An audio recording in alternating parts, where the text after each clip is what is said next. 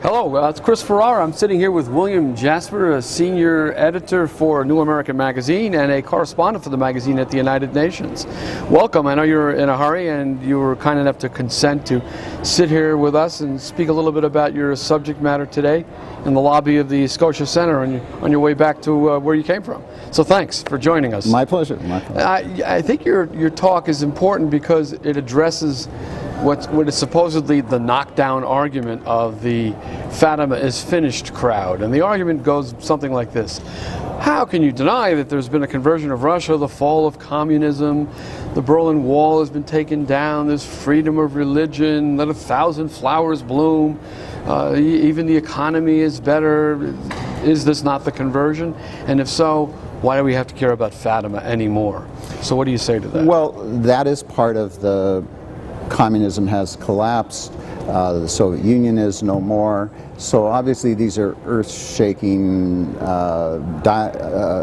actual events in history that supposedly show an end of an era, end of communist era throughout the world.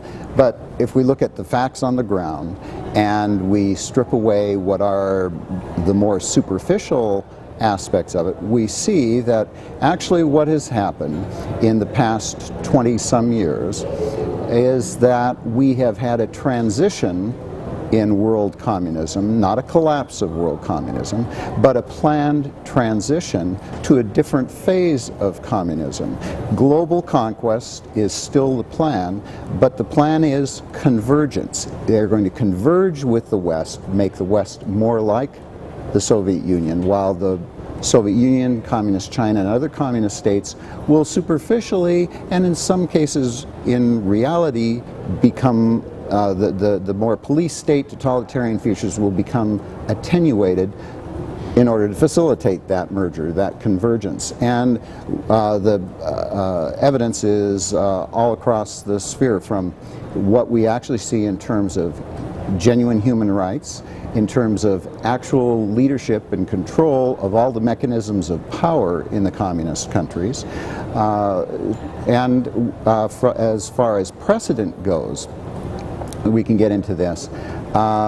We've seen this before.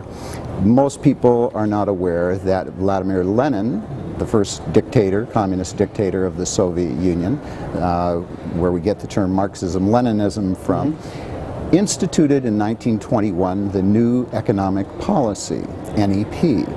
And he did exactly then what we have been seeing for the last 20 years. That is, he said, the era of war communism is over, because after 4 years of communist Bolshevik rule, they just decimated, destroyed the whole economy, and they were in a shambles. He said, we need help from the West. So he opened up again private enterprise for a while, controlled, and he called it state capitalism.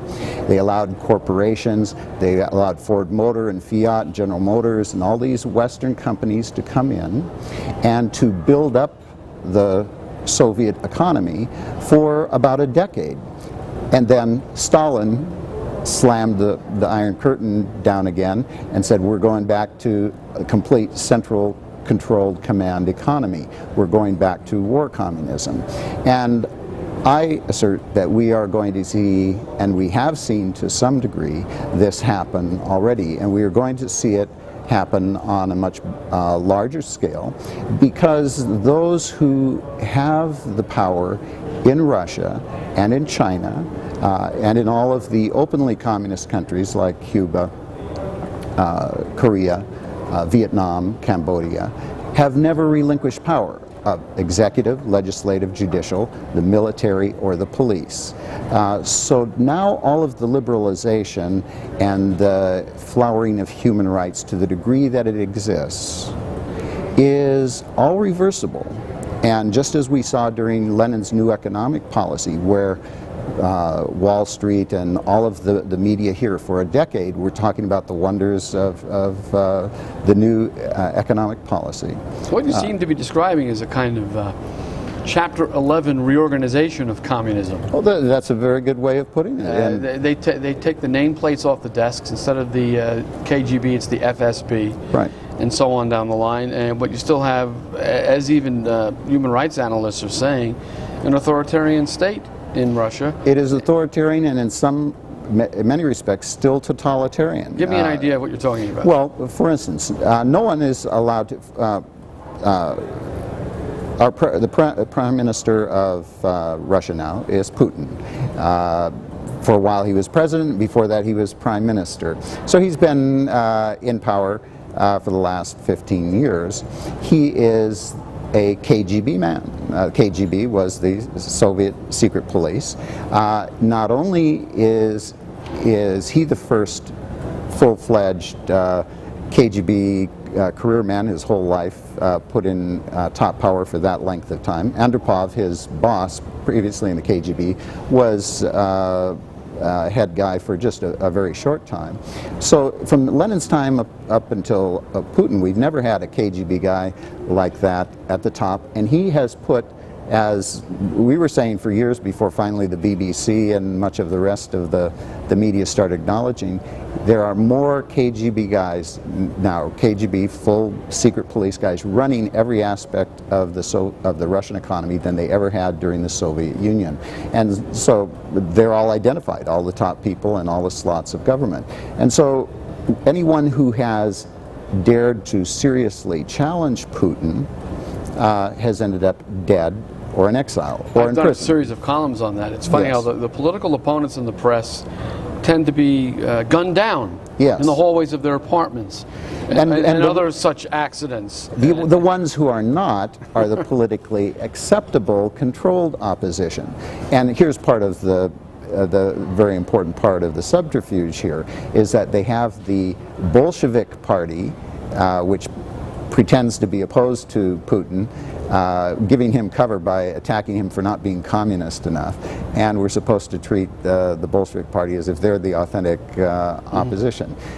They're not gunned down in the streets. They're not. They don't disappear. They're a necessary part of the whole charade in order to make it look like Putin has really instituted substantial, unreversible change. Well, most people don't follow the series of developments where he's basically centralized power. He now has control over the appointment of governors in the territories of the former Soviet Union, and he's appointing governors directly.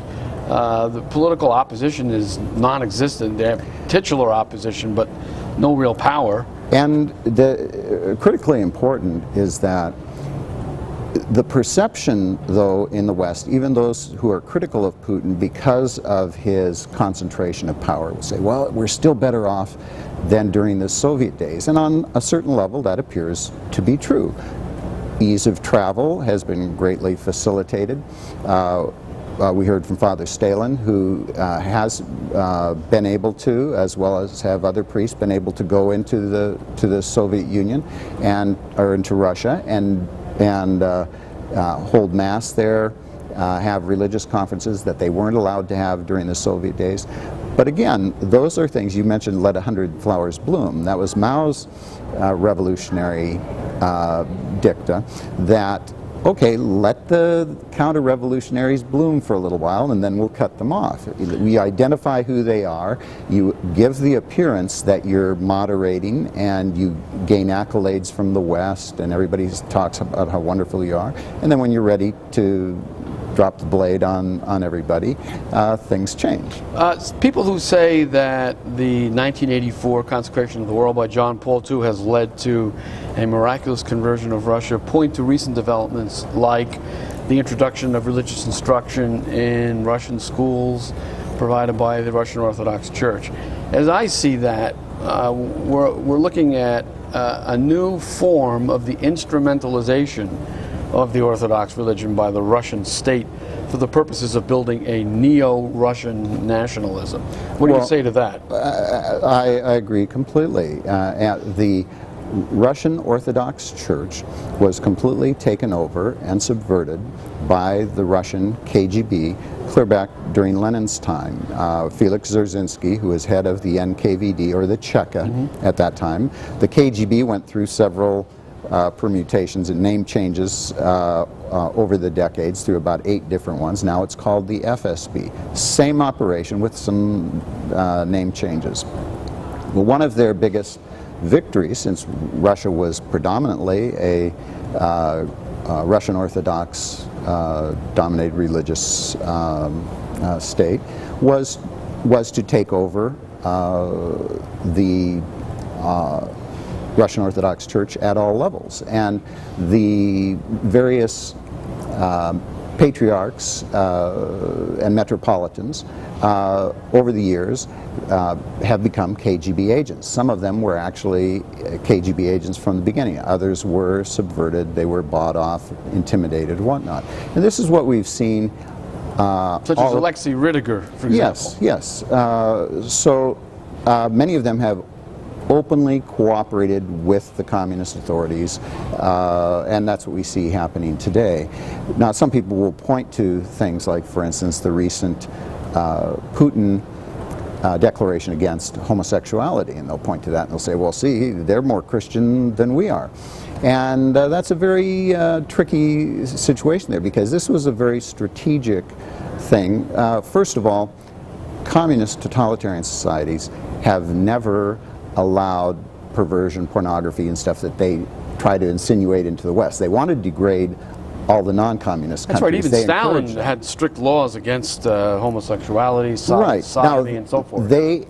Many of themselves, at the leadership level, practiced that. They had orgies, and they could take any girl off the street that they wanted, and there were many, and Mao Zedong was notorious for all of his reprobate behavior. But they can't allow society to operate that way, so they keep a very rigid, controlled society. Not because they're moral, because communists are the most amoral, immoral people that we've ever seen in charge of any system on Earth, but because they have to maintain control over people, over their thoughts, over their actions, and so you cannot allow a total reprobate society. And so that's what really this is part of, and it is also part of this incredibly false image that they are promoting in all of the communist countries, in China as well, that we have religious freedom and that we're encouraging religious freedom. That, of course, disarms those people who should be the strongest anti-communists, the Christians of all different denominations. And that's what we see in China as well. Now, China presents us with a little bit different picture, because in China, unlike Russia, the Communist Party of China still rules ironclad there, and they have their party congresses. You have to be a member of the Communist Party of China in order to hold any office, in order to advance anywhere in business or in education or in any field, in science. The same as it was during Mao Zedong. However, people say, well, look, it's different. China is more capitalist than we are. Well, again, I mentioned earlier that Lenin launched his new economic policy, the NEP, in which he encouraged for a time limited what he called state capitalism. They formed corporations, and he actually allowed small farmers and small shopkeepers to have their businesses, because he knew that communism does not work in terms of providing the incentive and getting the development that you need to have a world-class power. So Deng Xiaoping launched the new economic policy. He said specifically when he launched this, when he had the Kissinger meeting and beginning to have trade with the West, he said, we are adopting Lenin's new economic policy. He called it capitalism with Chinese characteristics. And so he says it's state socialist capitalism. Well, there are contradictions, but if you understand Leninism and new economic policy, it means we are going to take advantage of all of the trade we can get from the West. We are going to take advantage of all the technology and loans and everything, and that is what they have done for almost 30 years now, and it is the largest transformation in the history of the world, where we have seen a third-rate, third world power. They did not have any industrialization, they did not have any steel manufacturing or anything there, and in a generation they have been transformed with all of the transfer of technology from the United States. With the cooperation of American firms. With the cooperation of American firms. And those people who are actually in favor of convergence. I mentioned at the, when we started talking this, that the communists have, they mentioned this, that they plan to converge with the West, and we will become more like them, and that is what is happening. Our big companies are becoming more and more intertwined with the state. It's almost impossible to see any of our big corporations as separate from the federal government. They all depend on government contracts, and they have public-private partnerships. All of these things, true. The same thing that we see in China. All of cited in all these mindless articles and stories in the mainstream press about all these billionaires in China. Well, Lenin and Stalin were billionaires. They lived better than the czars. They had all the palaces. They had all the government facilities, and that's what they have done now with this new generation of princelings in China and the oligarchs in Russia. They've taken the state assets that they've collectivized and they've parceled them out to privileged Communist Party members and turned them into instant billionaires, and they let them prosper until and unless they start stepping out of line. And that's what you saw, we see today in Russia with Berezovsky and Khodorkovsky and all these guys who in most cases were Communist Party guys, but just as in Stalin's time when he stopped the new economic policy, he executed hundreds of these guys that were the top so-called capitalists at that time that were Communist Party members. He said, you have the party's gold. It belongs to the party. So after having encouraged this for a decade, they executed all of those guys and went back to Lenin's original Bolshevik policy. We may see something like that, and in fact, to some degree, that's what we're seeing with Putin. He's executed the guys that get out of line. He puts in new guys there, and as long as they go along, that's to his benefit, because when you have someone like Mikhail Prokhorov, the young billionaire who's head of the New Jersey Nets, who comes over here and he's a playboy and he's real flamboyant. He doesn't have any of that image of the old stolid Soviet Brezhnev or whatnot. He seems like one of us, and so he's got all the big yachts, and so do these other Russian billionaires that own all these soccer teams and football teams, and they hobnob with the Hollywood celebrities and with the Wall Street types. And so we're seeing this convergence at the highest levels of the social and business strata. You know, the proponents of the theory that Russia was consecrated in 1984 in a ceremony which specifically excluded any reference to Russia are now saying that there's been this wonderful transformation. Russia is no longer the power intent on world domination. A false interview attributed to Sister Lucy said that the weapons of destruction have been turned into weapons of development for mankind, and so on and so forth. But the reality is quite other, isn't it? Don't we see today a new Sino-Soviet alliance, and isn't that figuring prominently in the situation surrounding Syria at this very moment as we conduct this conference? Absolutely. I contend that the Sino-Soviet Split, which was the geopolitical trump card that was used by many of our policymakers to first say, okay, we're going to play China against Russia and give them, we're going to play Russia against China and give them lots of aid, and we'll be buddies, both of them, and we'll split them. That was really playing directly into the KGB grand strategy. The Russians and the Chinese, I believe the evidence is very strong, never had a genuine split between them. And Anatoly Golitsyn, who is one of the most important KGB defectors ever to come to the West, dissects that in detail and shows how that was set up, because he was one of those deep in the KGB in their special section that helped put together long-range strategy, and they are looking decades down the road, what they have to do in their chess moves in order to defeat the West and build socialist, communist world state. So this Sino-Soviet split was actually manufactured in order to get the West to help build both Russia and China. And today, for the past decade actually, China and Russia have been engaged in a number of political and economic pacts and military pacts where they are building each other's military capabilities and energy capabilities. Just a couple of weeks ago, this summer, 2013, in Moscow, they had the Moscow Air Show, and the Russian military rolled out its T-50 strategic strike fighter.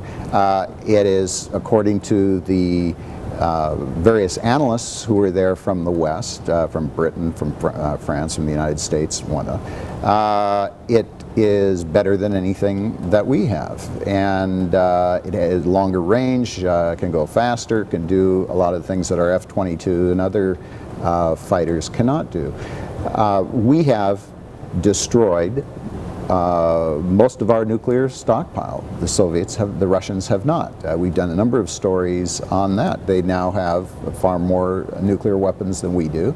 The Chinese have been developing many new weapon systems, including, and with all of the wherewithal that they have now, both in terms of trillions of dollars and the high technology that we have so graciously given them, they're able to now build a credible threat on the air, on the land, and the sea with vast new weapon systems that they are developing. And Russia and China have been now engaged in cooperative military war games together. They also have been, for a couple of decades, partners in building up the regimes that are supposedly the biggest rogue elements that we have to deal with now: North Korea, Iran, and Syria. And so this has put another dynamic in here where Russian and Chinese technology, technicians, equipment, and all of the training is providing these terrorist regimes with threats. And now we're told, well, we have to rely on Russia, we have to rely on Beijing and on Moscow to help us with these regimes. So they create, as Bastia said, the poison and the antidote in the same laboratory. And it always, in cooperation with globalists in our government, it works toward, well, we have to all start merging together. This is part of the war on terror. Now, the terrorists, all during the 1960s, 70s, and 80s, there was no question whatsoever that all of the terrorist groups of any substance anywhere in the world were state-sponsored. And most of them were primary sponsored by Moscow and Beijing's primary surrogates. The Soviets tried to never be caught giving arms and technology to terrorist groups themselves, so they always funneled it through Libya or through Iran or through Syria or Yemen or East Germany or Czechoslovakia. And this was always done with the KGB or the GRU, the military intelligence. And that was true with all the Middle Eastern terrorist groups, it was true with the Latin American terrorist groups, with the European terrorist groups. And that has not changed, except that they now have put several more layers in between to make it difficult to trace them. But you look at all of the various terrorist groups today, and most of them can be traced back to Moscow. A very good example being Taliban, Al-Qaeda, many others. Victor Bout, who was arrested, the arms dealer, he operated in and out of Moscow. He was a KGB guy who they then set up in business as a private operator, and he would, and then they could say, well, that's not us, he's a private citizen. He was supplying weapons to all these terrorist groups around the world. But when he has his business operations, they're always in Russia, and when he was had a warrant out for his arrest, he flees back to Russia. So, well, do you see in this gathering storm surrounding Syria the potential for direct superpower conflict between the United States, Russia, and China? Well, there's definitely that potential. I mean, this could expand laterally. I mean, Iran and Israel and other nations could get involved. I think that, though, just looking at the convergence strategy, which seems to be the dominant plan of the Moscow strategic planners and of our own strategic planners who are on board with this convergence. Henry Kissinger, for instance, he was appointed by Putin to be, Henry Kissinger, our former secretary, was appointed by Putin together with Primakov, Yevgeny Primakov, who was the terror master for the Soviet Union during the 70s and 80s. The two of them came together and were appointed by Putin to help find a common solution to world terrorism. And so these types of folks are trying to work out a solution which will gradually cement us all together into a global state, which will become more and more oppressive once all of the constitutional protections are completely destroyed. Well, here. as an attorney, I note the alarming trend to look to the decisions of foreign tribunals and the International Criminal Court Absolutely. for guidance in domestic jurisprudence. Well, I was in Rome in 1998 when the statute for the International Criminal Court was being hammered out at the United Nations, and it was about the only one. Well, Charlie Rice Professor Rice at Notre Dame. There was hardly anybody that was against it. Everybody said, "Oh, it's wonderful. We're going to have this global Supreme Court to try foreign dictators, etc." Even the Vatican expressed support for it. And this Yes. is part of the whole mystery of the interplay between the message of Fatima, the crisis in the church, and the crisis in the world. I wish we could talk about this all day, but I guess we're out of time. I know you have to catch a flight and get back to what you're doing. That's right. I really thank you for coming to give us this brief interview on your way out the door. My pleasure. Thanks a lot. You bet.